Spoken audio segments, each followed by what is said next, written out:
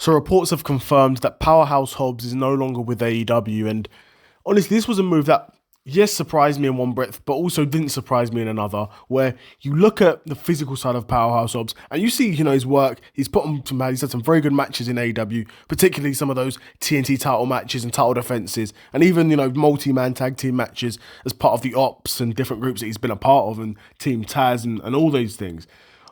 He's had ton of star ability, ton of star quality, but he's never seemed to sort of, the dots haven't completely connected for him to become a main eventer in AEW. Now, of course, it's wrestling and you need time to build a character, time to build stories, and some people get lucky and catch lightning in a bottle and become a star overnight from one match, right?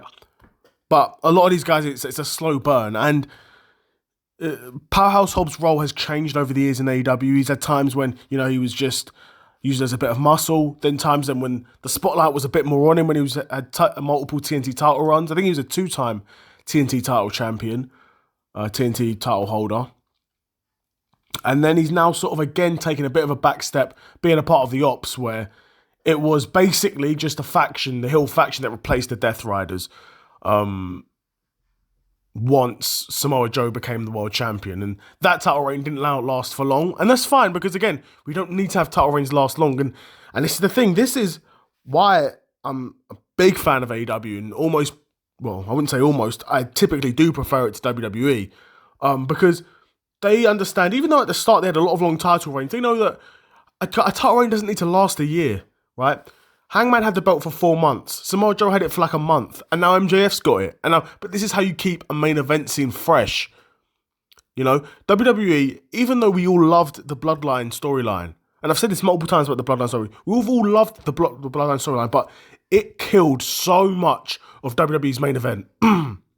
It meant that even now, a guy like Drew McIntyre, a guy like Kevin Owens, a guy like...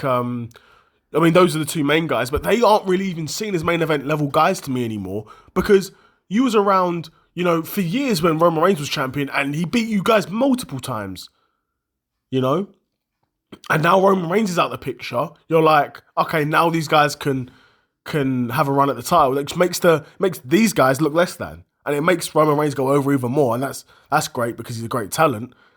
But I'm saying all of that. I've gone on a tangent.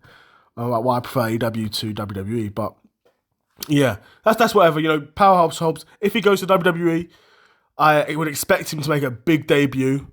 But for being honest, you look at WWE's roster, you look at what they've got already, you look at guys like Rusev and Aleister Black who aren't even able to get over themselves, and a guy like Aleister Black who can put on a good match, has got character depth there. He can't even get TV time. Same with Rusev. Rusev can put on a halfway decent match sometimes, but he's got next to no character other than being a foreigner Monster Hill, right? Powerhouse Hobbs would likely be just a Monster Hill. But yeah, I don't know if it's a good move for Powerhouse Hobbs. Financially, I'm sure it is.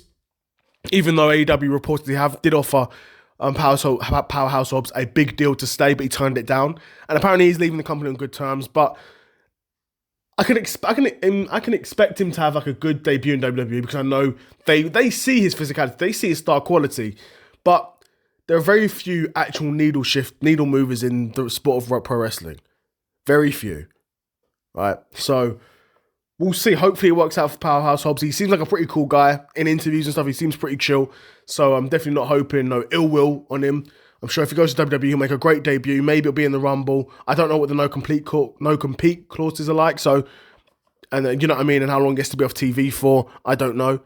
But even then, I likely imagine he would debut in NXT, because he's not the type. And you know what though? I mean, no, they had Ricky Starks. You know what? They had Ricky Starks on NXT. They could team those two guys up. I'll be honest. Two former Team Taz guys linking up to main event the sort of NXT, the headliner of NXT, the main event scene in NXT, and then they could do a little, like they did with Carmelo Hayes and Trick Williams, where Trick turns on Carmelo Hayes, Trick becomes a main eventer in NXT, and Trick goes up to, Trick becomes the main eventer in NXT, and then Carmelo Hayes moves up to the main roster. They could do that with Ricky Starks and Powerhouse Hobbs. But yeah, let me know what you guys think in the comments below. Were you surprised to hear that Powerhouse Hobbs has left AEW? And do you think if he goes to WWE, will he be a main event star? Will he be treated well? Will he be booked well?